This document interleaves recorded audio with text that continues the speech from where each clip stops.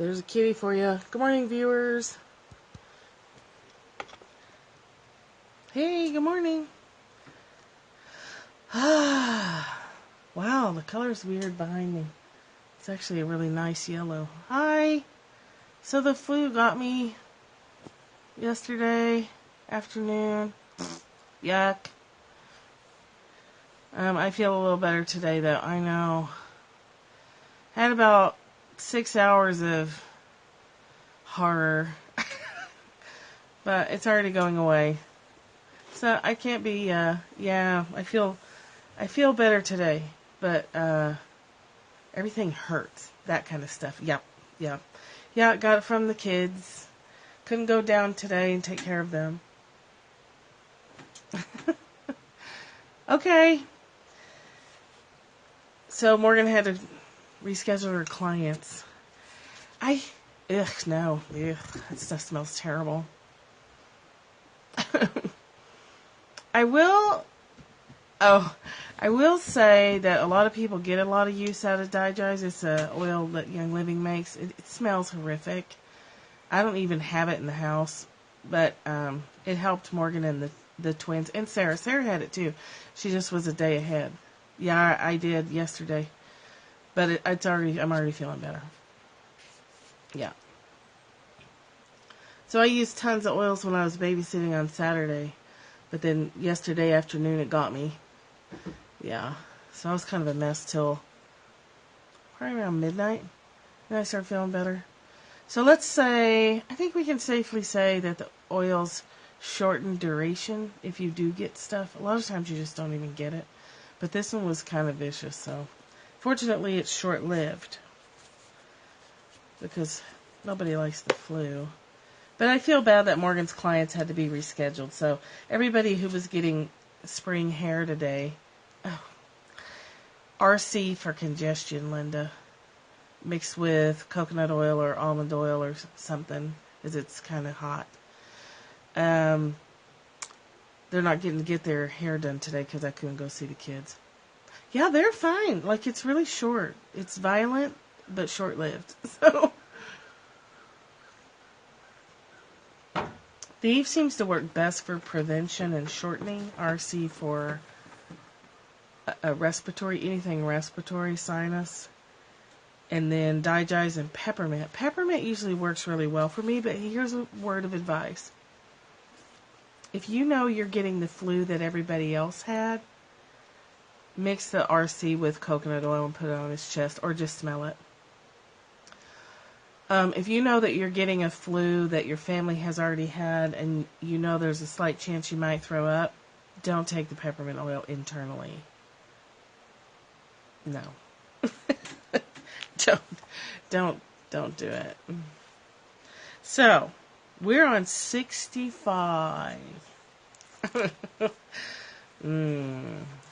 Usually a drop in a big glass of water of peppermint will kill nausea, but I guess not flu nausea. Thanks. Not this kind of flu. Morgan, has to get on the internet. She thinks we have the Nora virus, Nora. I was like, I don't know how you think that, but I'd rather have the Nora Ephron virus, and then we'd all be laughing and chuckling about cute characters. And so 1 power. Let's start. I'm drinking some coffee. I realize it's a risk. The Nora Ephron virus. Oh yeah, you can just smell peppermint. Yeah, peppermint is crazy. If you eat bad food or you're just like general nauseous, smelling it, a little drop in a big glass of water, 1 drop big, lots of water. It's so hot. It's so spicy. It will usually kill it immediately. My mom and I used to live about 10 minutes apart, and I left her house sick to my stomach once from a restaurant, and before I got home, I felt fine. Hi, Cynthia. Hi, everybody. So let's read. 1 power. Once upon a time, those who ruled according to the way didn't use it to make people knowing, but to keep them unknowing. People get hard to manage when they know too much. That's the same rationale that keeps women in the world still today from being able to go to school. People get hard to manage when they know too much. Whoever rules by intellect is a curse upon the land. Whoever rules by ignorance is a blessing on it.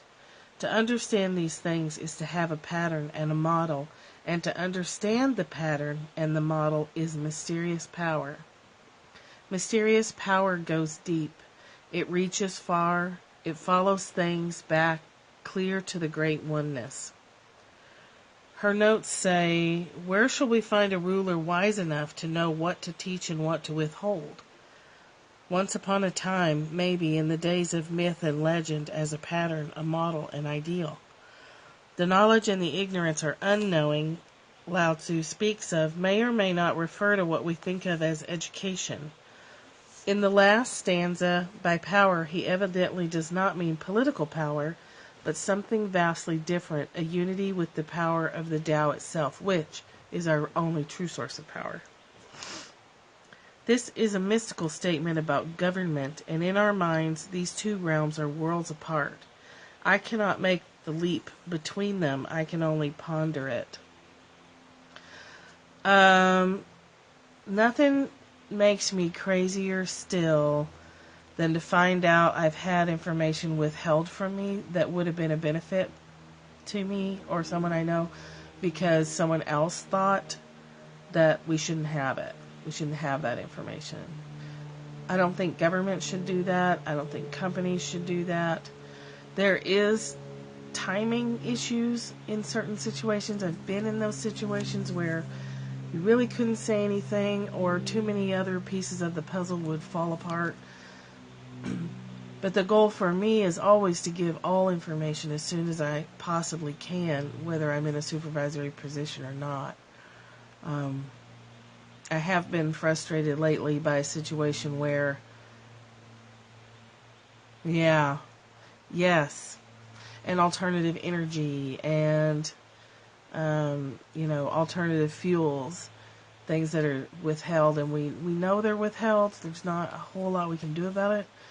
That stuff drives me nuts because that's all about power and control. So, but even in our personal lives, when I find out that there's information that's been withheld from me because of exclusivity, one group being exclusive or being weird, that bugs me a lot. Because it's meant to keep people in line. People do get hard to manage when they're educated. We're so fortunate that we can have pretty much as much education as we want. And in other parts of the world, as we well know, girls don't get educated. And in some areas, boys don't get educated either if they're in particular social class. So education is, you can't put a price on education.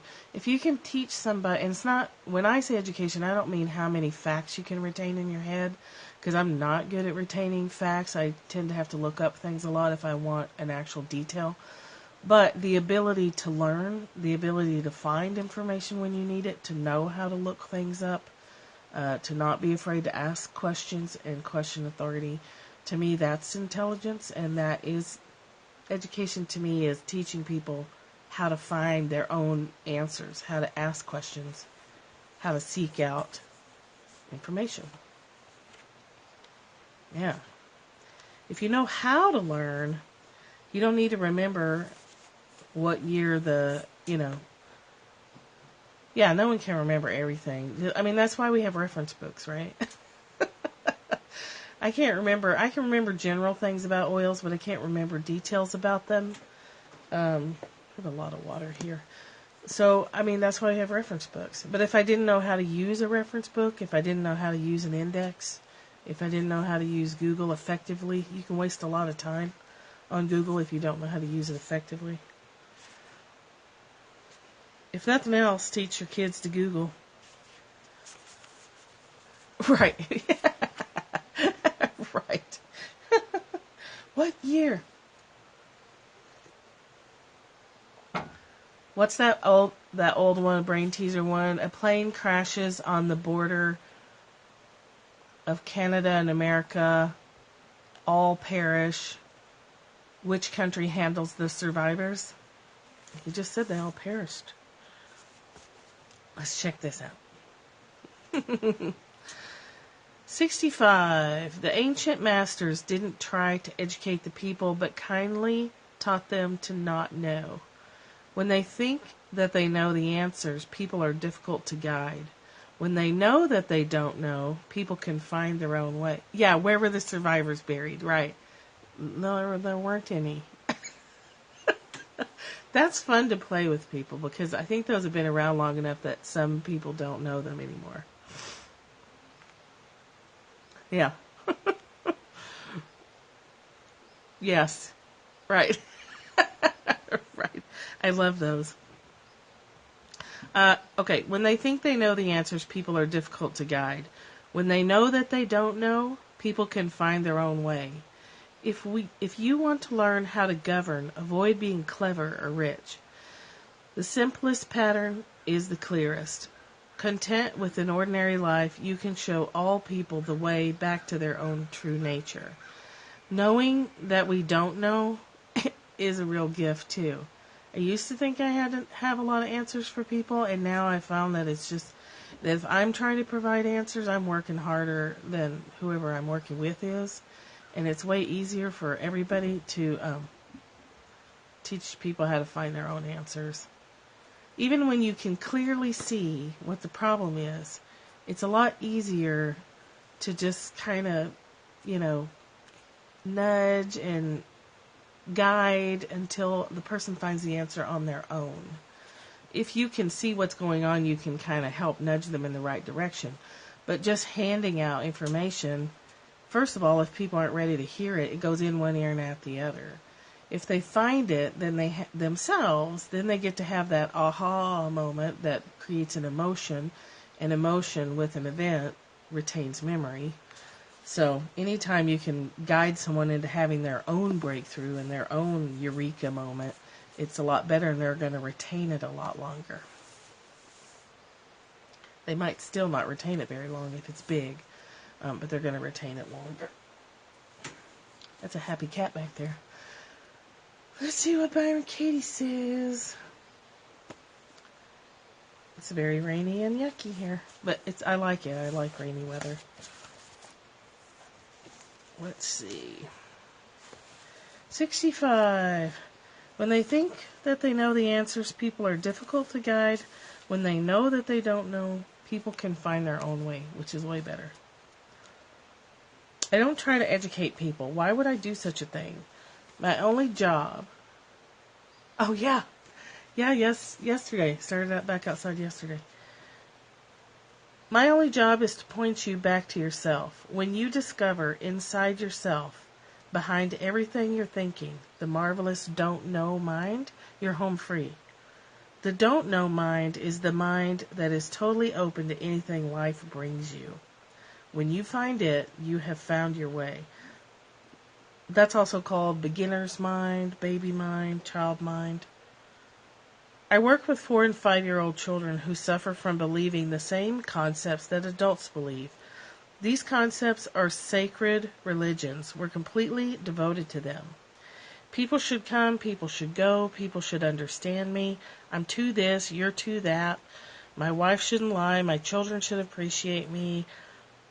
Whatever story we're attached to, that's where our devotion is, and there's no room for God in that. When we have a story, there's no room for God, because we've already defined the parameters of a relationship with someone. We've already defined the parameters of behavior that we can see in them.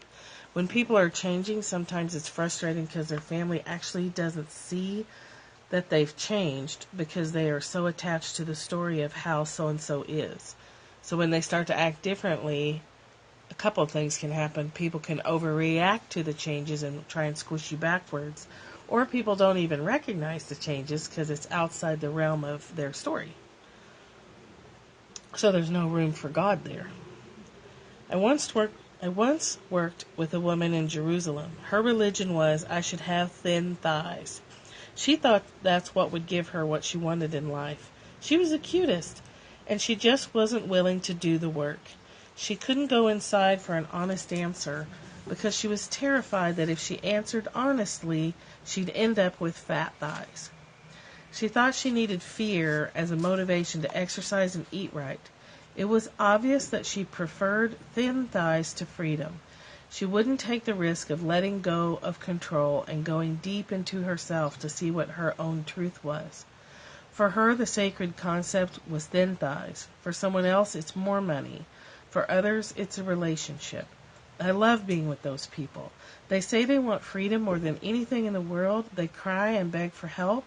And as soon as I get anywhere near their sacred concept, these spiritual seekers who've been on the path for 30 or 40 years have no interest in freedom, zero. Their true religion has been threatened, and they rush to the ramparts to defend it.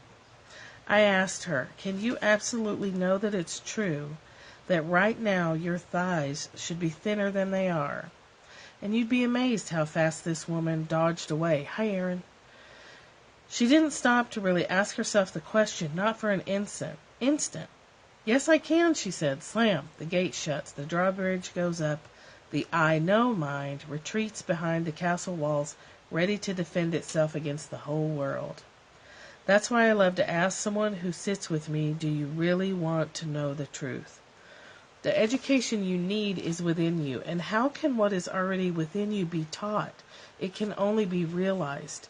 If you're willing to go inside and wait for truth, your inborn wisdom meets the question and the answer rings true as if it were a tuning fork inside your own being. When you believe that there's a problem, the Master doesn't try to convince you that there isn't. She is rooted in the place of understanding. She is you reflected back to yourself. She understands that problems are not possible except when you believe what you're thinking. Only mind lives if anything lives. The Master will always point you back to your own mind, your own realization, and a part of the deliciousness is to fully meet every suicidal tendency until, in the presence of the Master within you, the self is finally seen for what it isn't. It can only be realized. You can only be woken up to what you already know is true, because we can't give you something that you've already got. You already have it. So it can't be given to you, and it can't be found out there somewhere. You can go on a quest, and you can do vision quests and stuff, and those are helpful for recognizing what's already within you. But you're not going to leave home and go somewhere and, like, pick up something like it's a bag of bagels and then come home and be enlightened. It's not a bagel. You can't go buy it. Although bagels are delicious. Yeah, definitely. So, the confused mind comes to unlearn its troubling thought through inquiry. It comes not only to see that the thought isn't true, but also to understand the specific effects of believing it. The price in anger or sorrow or resentment that it pays when it believes the thought, and the freedom that would be available without it, and sees also that the thought's opposites could be at least as true. Eventually it realizes that reality is all mind and that the world changes as its perception changes. To meet the Master with a fearless, open mind is to lose the entire world as you understand it to be. It is to unlearn a cruel world, a world of ravagement, a world where the heart's desire is never attained. When people think that they know the answers, it's difficult for the Master to help them find their way because she's dealing with closed minds, and a closed mind is a closed heart. I'm sure you've probably had this experience where you had a friend or a family member and you could see so clearly what they were doing to themselves. Did Nina come in? Hi, Nina. And you tried to help them find that information and they just shut you down. Like, every time you tried to get close to it, every time you tried to give them some inkling that what was happening was within their control, they just, they butted you. Yes, but. well, you can go get a job. Yeah, but I can't because I don't have enough education. Well, you can go get some education. Well, yeah, I guess, but I can't because it costs money. That's a closed mind, and you're not going to make any progress. So you might as well just forget it and watch TV together or do something that's not going to stress you out. The circle of the yes but, which is really hard in people who are super attached to their victim identity. A yes, but, yeah, but. All the reasons why we can't take control. When you work with people who've been victimized a lot, they can get really attached to that label. It is easy to fall into it because finding reasons to do the things we want, yeah, but first I have to XYZ. It's easier to stay where we're at, and to strike out and do something different. We might have to feel fear, and we might have to oppose people who we don't want to oppose. And it's not easy. I applaud anybody who makes even the smallest change, because it's not easy. Everything that you have to go through is rewarding but difficult.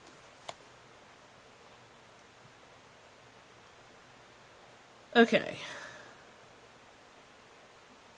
Since she understands that openness can never be forced, she becomes very comfortable and listens. She waits for an opening, the slightest crack, and that is when she penetrates. That is the moment of meeting an indisputable connection. The other person can still close the door, but it's too late. The master has already entered. And in that instant of entering, everything is changed. Enough clarity gets in to be recognized, and the mind can never be the same again, because like has met like, the two have become one. That's what my professor called having your soup spit in. Like, even if you only had a moment's clarity, you could never go back to eating that soup entirely, because that moment's clarity had, in effect, like thrown a bug in your soup. Even a moment. If a friend of yours or someone you love has a moment of clarity, nothing's ever the same. It might look like the door gets shut again, but it won't ever be shut as tightly as it was before. And the way is there for it to open again at some point. Maybe. That part's outside of our control. Once the master moves in through that even slightly open door, the student's mind continues to expand, and the natural way to himself appears. It's not possible to revert to his former world. When the mind has seen that it doesn't know what it was so sure of, it begins to unravel. The knots relax and begin to untie themselves, and this leaves no job for the master. It leaves her as no one again. And so when you catch yourself fighting reality, the very first thing to do is ask yourself if what you're thinking should or shouldn't be happening, or should or shouldn't be done, is really true. And can you know that 100 zillion%? Usually not. We usually can't know 100% if something shouldn't be happening, because we can't see the big picture. Those experiences we have of synchronicity, where all the interlocking pieces come together with the exact perfect timing for our benefit, had we interfered at something at any point, we would have messed up that flow, because we can't see the whole thing, which we're human. We don't have that vantage point. So letting go of thinking that we know what's right and what should or shouldn't be happening opens us up to seeing a little more of a big picture, and opens us up to stepping into the flow of that synchronicity, where we start to get more signs and more communications from the world that we're on the right track or that we're off the right track. So you ask, how do you feel when you believe the thought that something that should be different isn't? And how would you feel if you let go of the thought that it needed to be a certain way? Usually the answer to that is relieved, or free or peaceful. Those are the three most common answers to those questions. Because as soon as you recognize that you're just believing a story, you free up all that wasted energy that's spent trying to, put a facade over life and say, no, it's not like this. I'm going to build this facade and I'm going to slap it over what's really happening, and then I'm going to pretend that that's it, and I'm going to be upset every time I see behind it that it's not true. Stories are just the attempt to keep you from experiencing love flowing out of you, and they don't work because you suffer.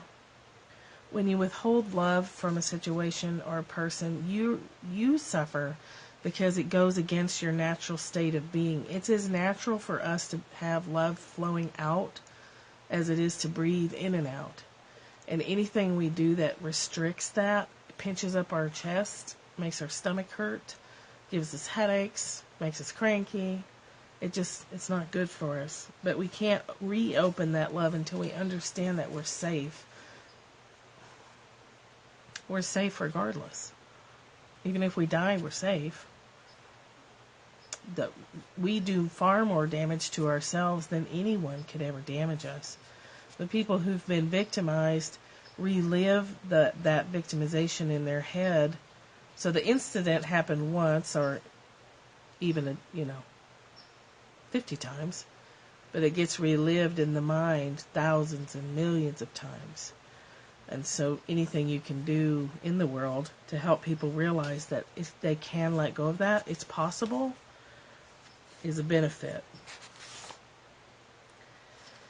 And then you turn it back around. What you're asking other people to do, you do for yourself. What you're wanting other people to take care of for you, you take care of for yourself. And the ironic part of that is then other people start to help you more, because you've stepped out of the way.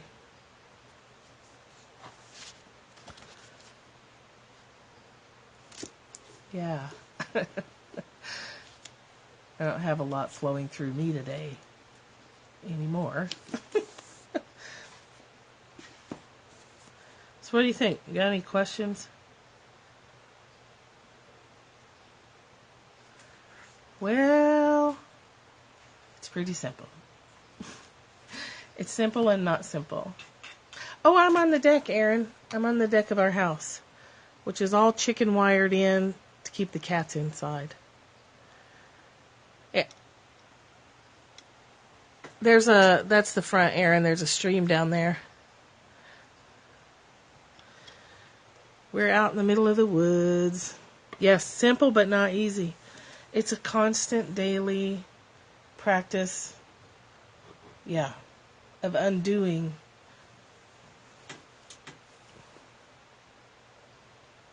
Yeah, me too. Yeah, I'm glad to be back outside. I think Periscope has changed since last year, and so when the weather's a little less wet, I'll see if I can get us down by the stream to do the scopes from, because you can really hear it nicely down there. Thank you. Thank you. I already feel better than I did last night. So it's a yucky stomach bug, but it does appear to be pretty short-lived. And mine was already shorter than Morgan and Sarah's, so I'm grateful for that. So I'm going to go get some rest. And I will see you guys tomorrow. And I'll talk to my... Yes, I know, right? They are 22... April 28th is their birthday. So they're like 22-ish months old. Would that be right? April 28th? You're welcome.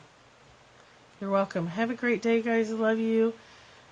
Have a wonderful day filled with all kinds of cool stuff. You can try this little trick. Almost 23 months old, yeah. Try this little trick before you go out in the world today. Ask for a sign. First of all, decide what has meaning for you. And ask to be shown that, you're being heard. you can get some interesting things happen. For me, it's like finding white feathers in weird places and flower petals, like inside elevators, and feathers inside parking garages and stuff. In weird places. I mean, parking garages are totally out of the realm of the ordinary with pigeons and whatnot. But, yeah, I'm going to stop babbling and go lay down. Yes, dragonflies. Yeah, so ask. Ask today. Ask to be shown a sign. Something that has meaning to you. So I'll tell you this story real quick.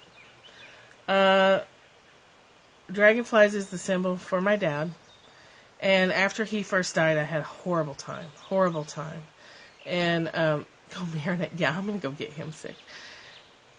And I was in, not, at that point, I think it was still, I was working a lot. So I wasn't near ponds or places where you'd find dragonflies. And I was like, God, I just want a sign. I just want to know that, And so I was at work and worked in Cubby Land when I was still in social work. And I was there late, way too damn late. So I was taking a break from writing a court letter. And I went down the row of cubbies to a friend of mine's desk. And she had a fashion magazine thing laying on her desktop. And I was like, well, I'll just borrow this and, read it. So I went back to my desk. I opened it. A photograph of a dragonfly fell out and hit my desk. A photograph, like a picture someone had took and stuck in the magazine, and I still have it. It's a close-up of a big, giant blue dragonfly, and I just lost it.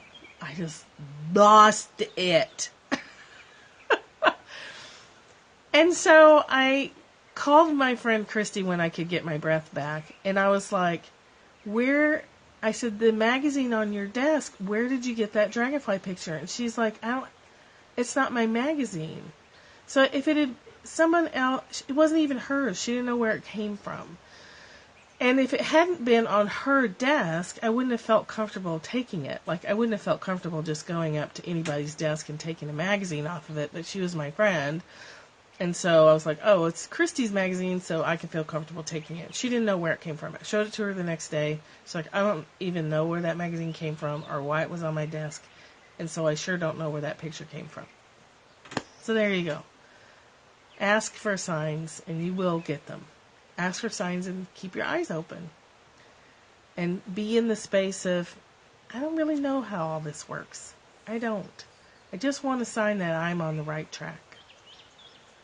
Yes. And I'm going to ask for you too. I'm going to ask that you get your sign today, Aaron.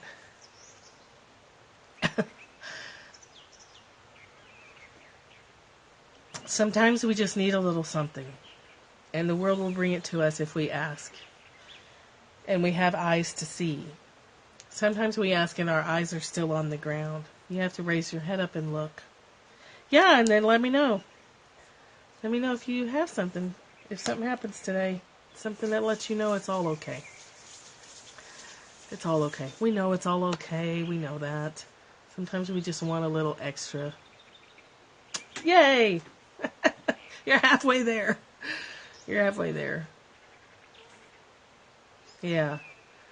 So, if a dragonfly photograph can fall out of a magazine that doesn't even belong to the person I took it from, anything can happen. And I have a zillion stories like that. So, alright, my dears. I love you. And have a blessed day. And may you all get signs.